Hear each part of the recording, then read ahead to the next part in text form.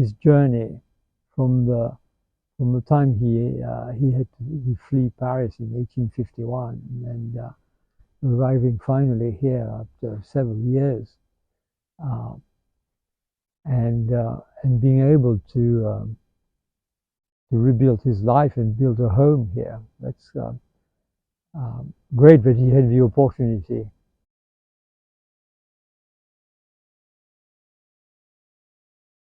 I find it very inspiring. I suppose the ocean, and last time I was there, I went for a walk all along the coast there, and the Ferman Bay, and it's just so wonderful. You know.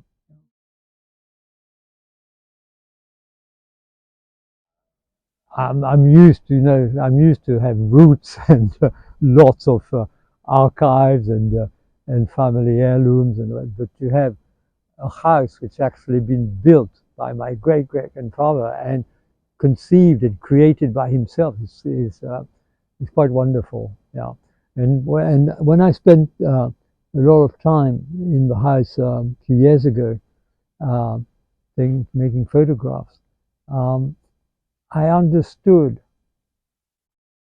watching every details of all the different materials he mixed and how he recycled, things, and I understood a lot about the creativity of which is now in the family.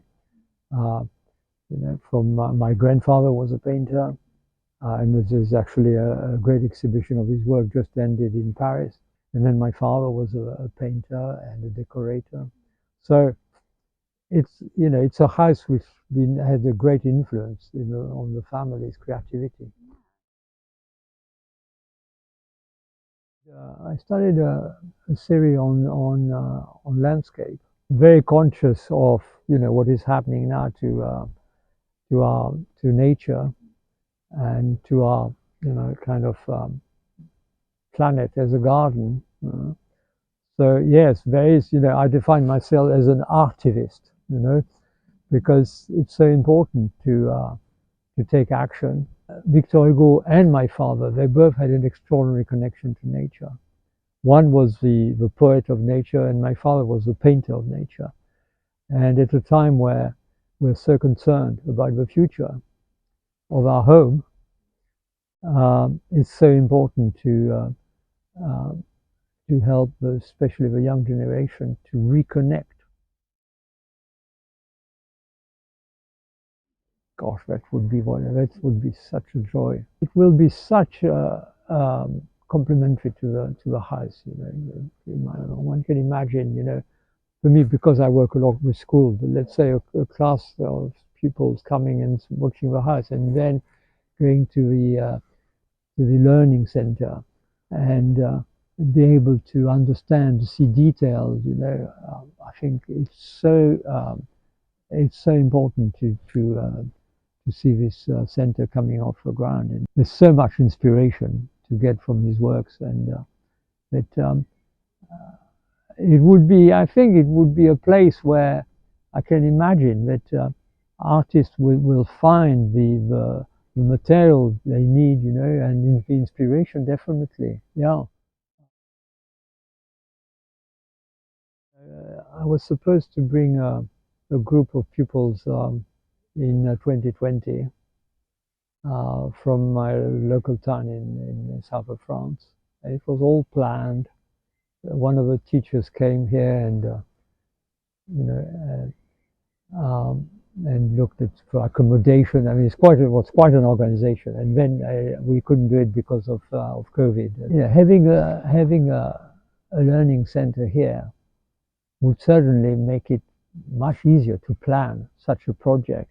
I work with a comedian, and he wrote a play and he plays it himself on Victor Hugo, on his life. It's Victor Hugo at his end of his life who's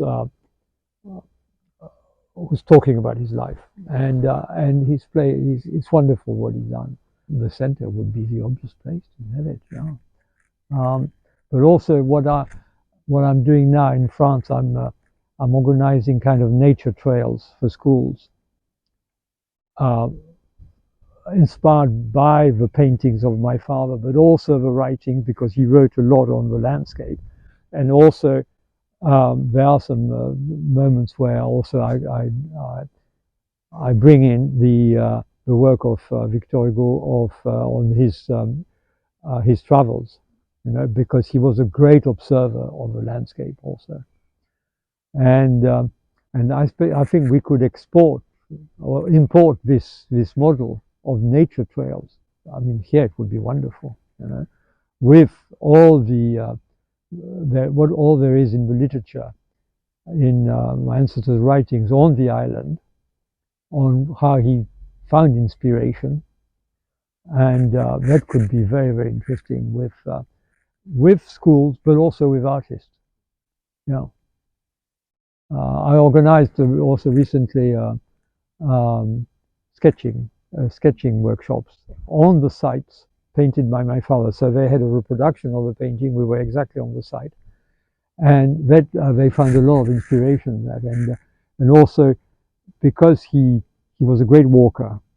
So he had his kind of bag with his notebooks, because he didn't paint on outside. He painted in the studio. So he made very, very special, very precise um, um, drawings, sketches with all notes about the colors and so on.